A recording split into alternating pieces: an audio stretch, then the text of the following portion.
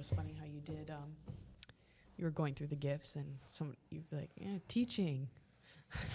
Dude, I wish you would have looked at me because my face was. Were you in first or second service? First. Yeah, so I joked about that with myself in first service. Yeah, you made the joke, and I was like, I even had a little GLS joke in there if anybody was a part of that. But well, somebody said, like people laughed, like Yeah. when you said, like teaching, you share like scripture clearly and whatever, and then people started laughing. And you're like, okay.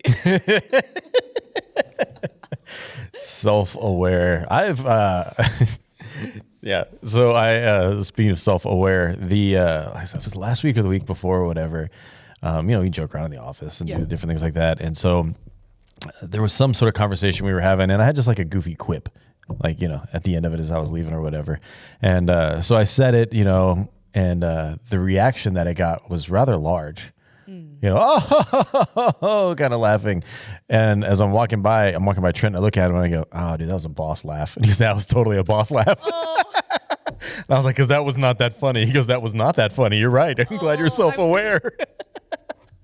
I'm glad that you have somebody to be like, yeah, that was that. Oh, hey, I have a question. Speaking of funny, is Jake funny to you? Is your husband funny to you? Sometimes, yeah. Sometimes? Like if he's trying to be funny? Like we he can make be funny. each other laugh, and I would say it's equal because if you ask him, he'd say he's funnier. But I'd say it's pretty equal. All right, that's good. I don't think my wife thinks I'm funny like at all. Like I used to would run. That's not true. You probably think that, but No, she will laugh when something happens to me. Oh, okay. So like if I'm injured or do something dumb, hilarious to her. If the kids say something that catches you or whatever, hilarious to her. Intentionally trying to be funny, no. I tried to joke out with some other people and they thought it was great. Everybody's like, was it a boss laugh? That's funny. Good call. I did have people here laughing on that, but it was Janet, so I know it was funny. Oh, okay, fair enough. Okay. Janet's not boss laughing at me. That was a win. So, and she thought it was really funny, and other people thought it was funny. So I was like telling Ashley, I'm like, hey, I want to tell you this joke, right? So she's like, all right, fine. And so I tell her the whole thing, and I hit the punchline at the end, and stone-faced. That's it. Just straight up, that's it. And I was like, wow. There is times where Jake will tell me things at work where he goes, oh my gosh, this. Yeah. Everybody laughed. He tells me, and I'm like, oh, huh. Golly. So that does happen. Yeah. I don't know if it's just seeing it in a different light or whatever, but man, I am not funny at home. Well, you made a lot of people laugh on Sunday. Yeah. That's a good one. Man. I don't know. Maybe it's making fun of yourself. Self-deprecating humor. Yes. Everybody thinks I'm funny. Oh man. Well, this is the second part of this series. Yeah. Second message. Yeah, built for impact. Yeah. Why don't you give just a fast recap? We talked about gifts, grace gifts is what we call them, I think. Yeah, charismata, right? That's the word. It's just fun to say. So built for impact, it's this idea that we're really trying to look at how we're designed and how we're created and what we're called to do. So it's that idea of how we were built and that we were built for impact, to make a difference, that God has called and put stuff inside of us. And so we tried to talk, our first couple weeks, last week was all about being fearfully and wonderfully made. This week is about just having the fact that we are gifted, that God has put stuff inside of us. And then we'll talk the next 2 weeks about areas to actually use those gifts. But this was all about actually being gifted was kind of the goal there. And we looked at it from Romans 12, from that perspective, what Paul had to say to the church in Rome on that. And he basically wanted them to know, hey, you are one body. You got many members, you got many parts, but all of this is for the church. This is for you guys to be together. This is to further the gospel message. This isn't about you or your ego or any of those kinds of things. God has gifted you by his grace. It's not something you've earned.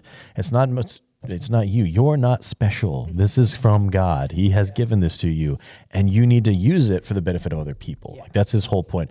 Primarily, specifically, he's calling out the church, and to be able to say, we need to build up the church in this with these gifts. And that's kind of the first level of where our spiritual gifts really, I think, come through is benefiting the body, first to the body, and then out from there kind of thing. But the whole goal was really just to figure out and talk about, that we are gifted, that if we have the Spirit of God inside of us because we know Jesus is Lord and Savior, we are gifted to be able to make a difference. Yeah, it's funny because I feel like we didn't skip over it necessarily, but just there's the part of it where it's it's not about you. This isn't about you. But it is cool to think about that, creator of the universe, right? We talked about it last week. Made you so special and for Yeah. a reason. Yeah. And like put this gift in you that you're just like, it's, you know what I mean? Like you're naturally good at this. And it's like, yeah, it's from God. Like he made you for this purpose. Right. And it is cool. Like, it's just cool to think about it and just to, I don't know, that it's a good reminder even to talk to kids about. We're like, you know, and they feel like they're just floating around doing whatever. It's like, no, like we're made for a purpose. Like we're here for a reason. We're going to figure out what like you're good at and go from there. But I like how you also added like how we find it. Yeah. Because to me, that's the first thing when I hear about gifts or about whatever, it's like, how do I even find out like what I'm good at? And or like people have told me, but I'm still not sure, whatever. Yeah. And of course, the first thing I thought of was like, because you said, well, people will tell you, and like people will like around you, the trusted group, you know. And I was like, dude, life group. Life group. Yeah. Those like are good so people. Many times, like my life group will point something out where I'm like, really? Yeah. Did think about that, or just something, or when you tell that to other people and they're just like, oh, really? Like, and don't hide it. Like, just tell them, like, you're really good at this. Yeah. You know? Yeah. I always refer to it as Cool Uncle Larry. And that's like, this is something I learned in student ministry that like parents could speak to their kids and they could tell them like, hey, don't do drugs. And they're like, well, whatever, mom and dad. Right.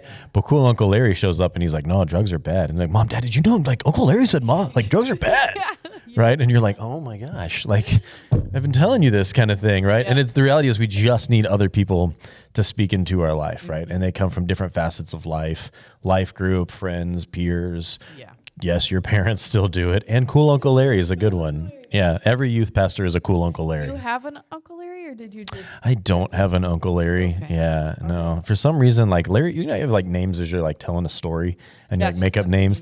Larry's one like of those. Bob and Larry? I think it came from Impractical Jokers. Have you ever watched that show? Yeah. There's one episode where like the whole point of their prank is to see who can get to the front of the line.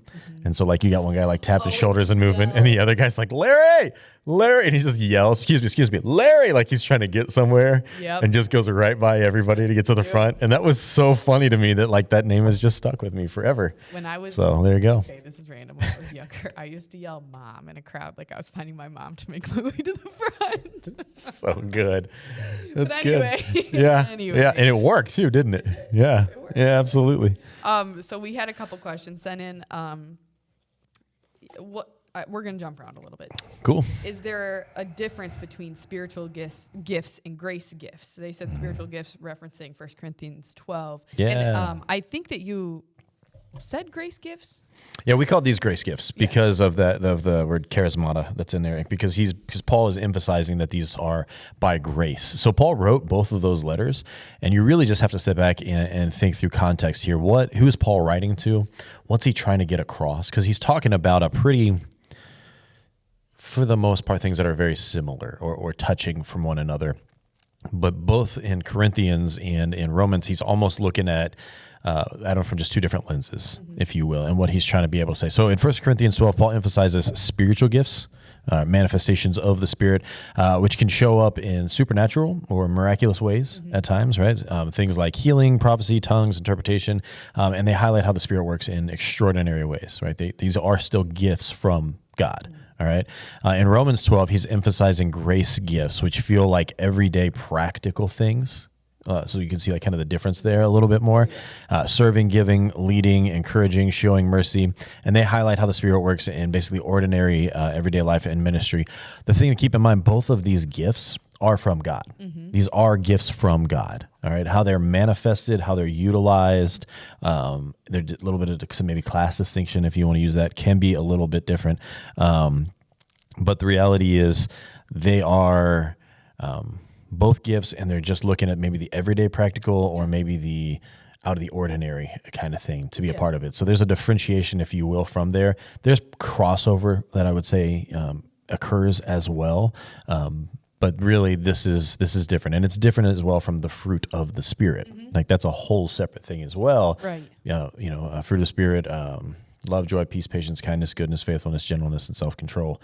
Those are all things that like the Spirit of God inside of you breeds out.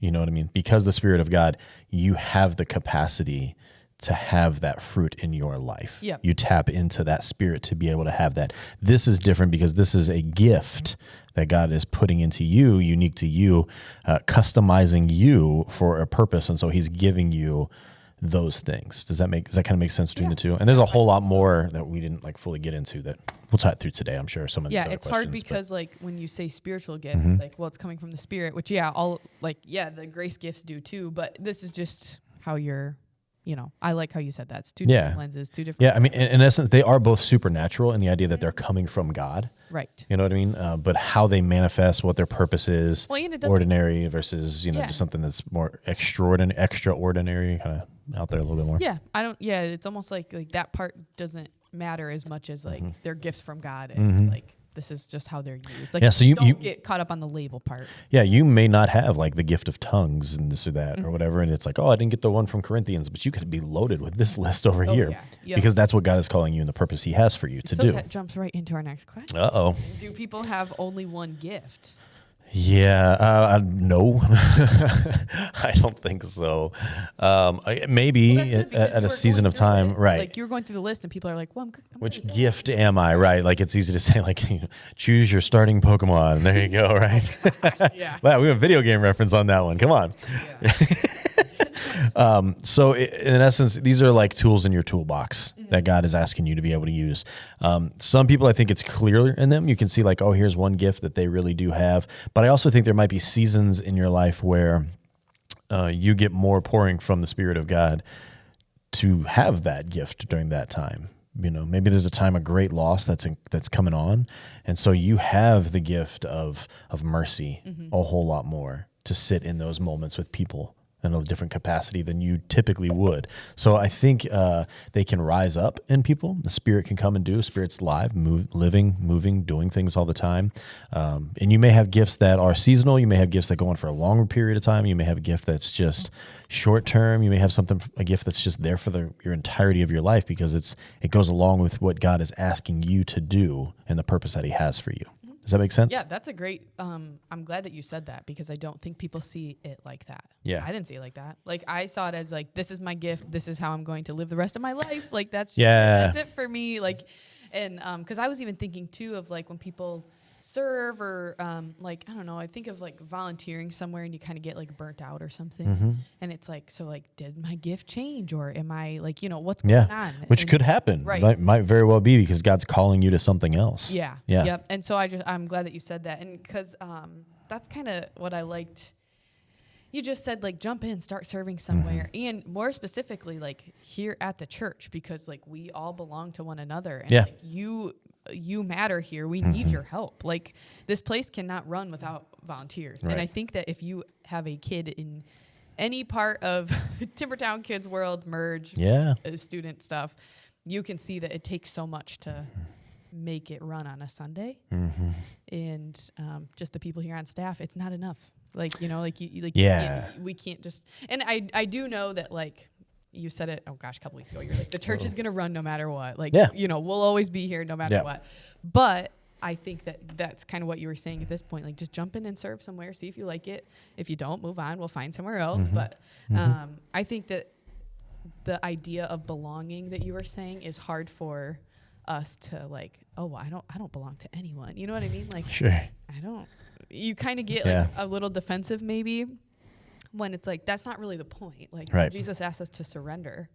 That's really what it's about. And it's like, you might want to go watch football or something, but instead you have to serve a church.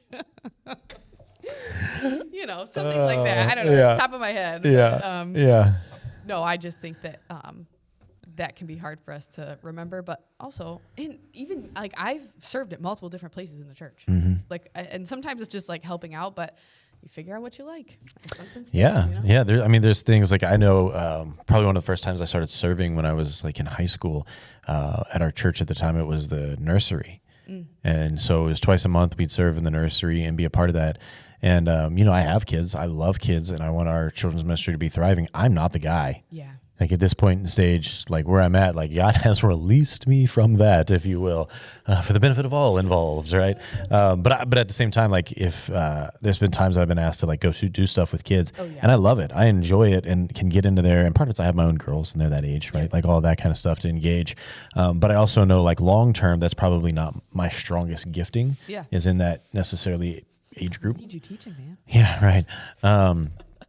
But there's plenty of people that are, but there's also things that like I love.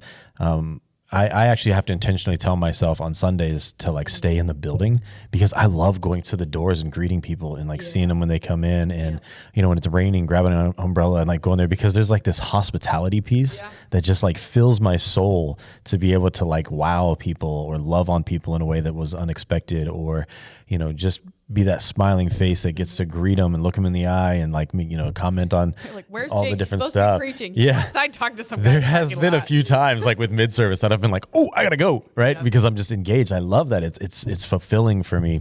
There's also stuff that you just learn by, like you said, plugging in and being a part of stuff and trying it out. And not everything hits, not everything fits, but it's one way to do it. I think asking God is another one. God, what do you want me to do? Like he's going to tell you, he's going to put that burden on your heart. There's some self-analysis in that. As we talked about before, having other people in your life that can speak to you and can be able to say like, hey, Sylvia, look, you're really good at this. This is a gift that you can use, and then really just trying a few things out. And that means you're probably going to be bad at some stuff. Well, great. Move on. Or get better at it because you do feel like it's the passion and the thing that's called in there that God's to put in there. So I was asked on Sunday a little bit like, hey, what about like assessments? Don't they have assessments for gifts and stuff like that? And they do. And I'm not anti-assessment. I just don't want to, I didn't want to give one out. I thought about it for a while of like, hey, do I give this assessment out for people to be able to do? And I chose against it because I wanted people to do the self-reflection and to talk to people in their community and spend time praying. All of that seemed like a better starting point. If we came up and said, hey, there's this one at, churchassessment.com, right? Everybody would go to it. They do that. And whatever answers they got, they would pigeonhole themselves into and be like, oh, cool. Mine is now this. And it could be, and that is a tool to use, but I just don't want that to be our be all end all, which happens a lot, So that was it. It's almost like if you do something like that, or if you have in the past, don't just take that as like, well, that's what I am. It could be a really good starting point. Like, as it tells you some stuff, you can be like, all right, let me try and get connected in ways that do that. As long as you remember that it's like, this isn't it. Like, this isn't the only thing. Do you have the list of gifts in front of you to go through them? I can. Names of them? Yeah, I can. I can pull it up real quick.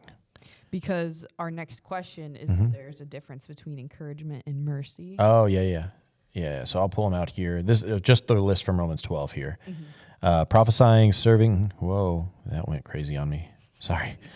My stuff jumped all over the place. Prophesying, serving, teaching, encouraging, giving, leading, and showing mercy are the ones that Paul highlights here. And this is a good question, the difference between encouragement and mercy. So let me see if I can pull up some stuff here. Encouragement, when you look at the Greek words here, it means extortion, comfort, or urging.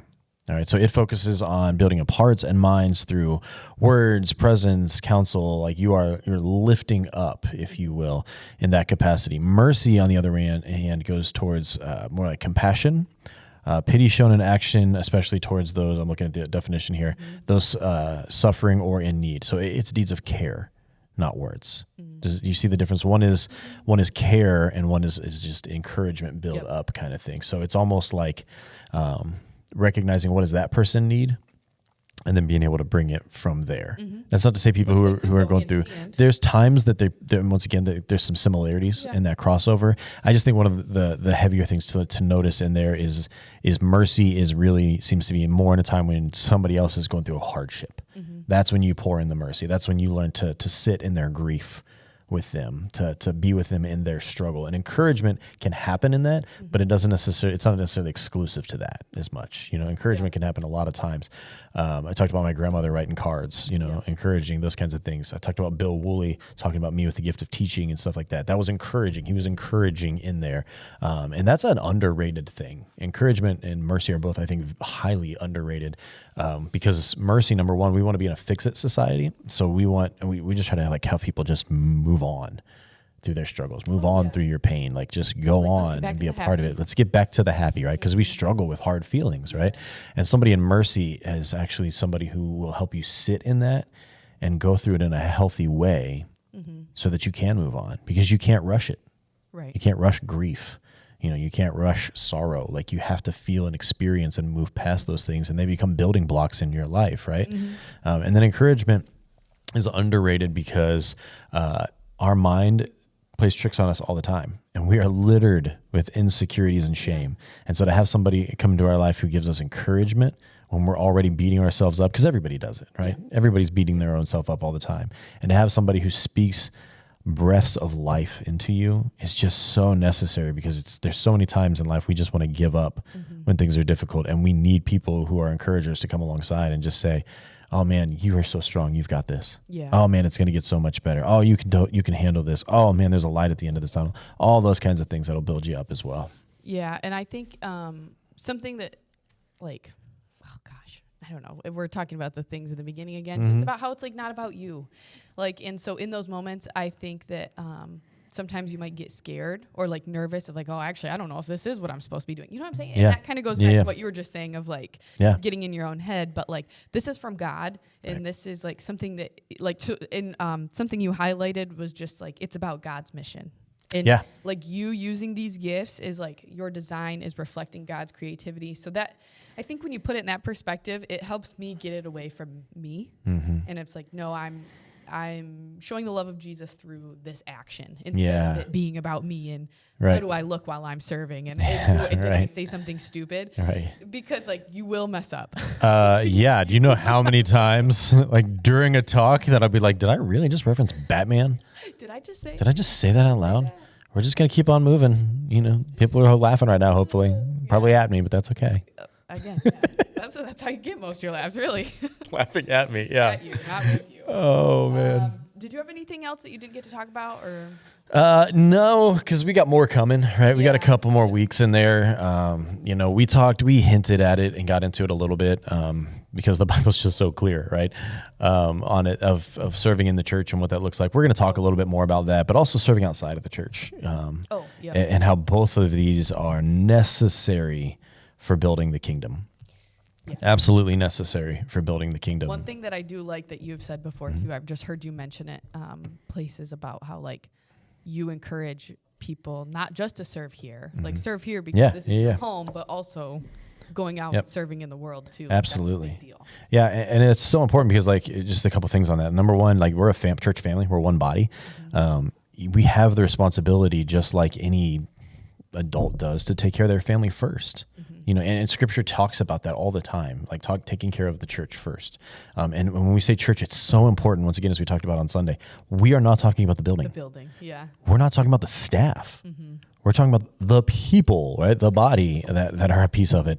And so it's taking care of that. So when we tell people hey man, we really would love for you to be a part of children's ministry. We'd love for you to be on cafe team. We'd love for you to do tech. We'd love for you to be a part of some of the outreach programs and stuff that we're doing.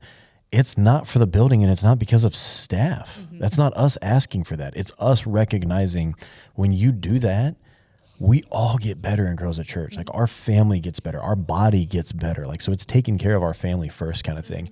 But we're also not called to only be about us. Right? Jesus said, go into all the world and spread the gospel message. And so it is so important to take those gifts and abilities and use it outside of there. That was one of the most convicting things, having been in ministry for a while. When I talked with Chris Carter, because when he left to do some chaplaincy stuff, and that was always near and dear to his heart. And I've taken a little bit more responsibility on here lately, right? Yeah. And so time is a thing, but I cut back some of my chaplain stuff that I was on with him, but I still keep a place to do because they're unchurched people that I get to go speak Jesus's love into. And ultimately, man, that is a huge calling piece of that. So having those arenas outside of it and recognizing, yes, take care of the church, do what needs to be done in the church. And we'll talk more about that. And that is crucial. That is important. It's the body first. But outside of that, we are called to take the gospel into the world. That when that analogy that we see in scripture, the gates of hell will not prevail against the church, gates don't move. All right. The gates of hell are not attacking the church. The church is attacking the gates of hell. We are trying to bust through those things to tell people about the gospel kind of thing. So like we're a called on mission to be able to go and do. Yeah. And that is crucial about part of our gifting as well. Yeah. So if people are interested in serving in the church, but they don't know where, Yeah, I think they can write it in the black book, right? Yeah. So there's places that are in there. I'm going to pull it up. You can email us info@northpointe with an ECC.org. Well, and so that's just like for church stuff too, but then also Fall Fun Fest is coming up. Fall Fun Fest is coming up. It's a great way to serve and make awesome connections. Where we should serve for that. Yeah. So if you look on the events tab, there's in the app or on the website, like you can click on Fall Fun Fest and there's all the opportunities to serve and to be a part of that coming up. Oh, so that's how they. Yeah. So that's the best way to get connected onto that. And that's just such an easy way to love our community. Our community loves the outreach stuff that we do, these special things, the light show, the Oxford Parade was so much fun to be a part of and watch people freaking out about these koozies and popsicles and just the fun that we were able to have. But then this fall festival, because it's a really good festival. Oh, yeah. You know, and it's free. So that's just a fantastic way to love our community. So whether that's painting faces, flipping burgers, singing music, or just picking up trash or tearing things down at the end or running a bounce house, whatever that may be. And I will say when the more people sign up to help and more people are there, just even like as extra, like the ability to engage and meet people. It really helps. It helps because then it's a more enjoyable experience because you're like you get to engage with people and then you get to talk to people more, which is the whole point. Yeah, the whole point is connection. People and serving people and like, so it would be great if we could get the whole point. We're trying to make connections with people so that we can have Jesus conversations down the road. Right. So I think that's a great opportunity. Also, if you look in the app, there's kind of the more section. That's in the bottom right-hand corner there. If you go through there, there's actually a tab for volunteer sign up. So if you're like, hey, I do want to get more like plugged in serving at the church and what does that look like? There's a whole application you can put on there and you can select different ministries in the church. And then we get in contact with you just to say like, hey, what do you want to do? How do you want to be a part of it?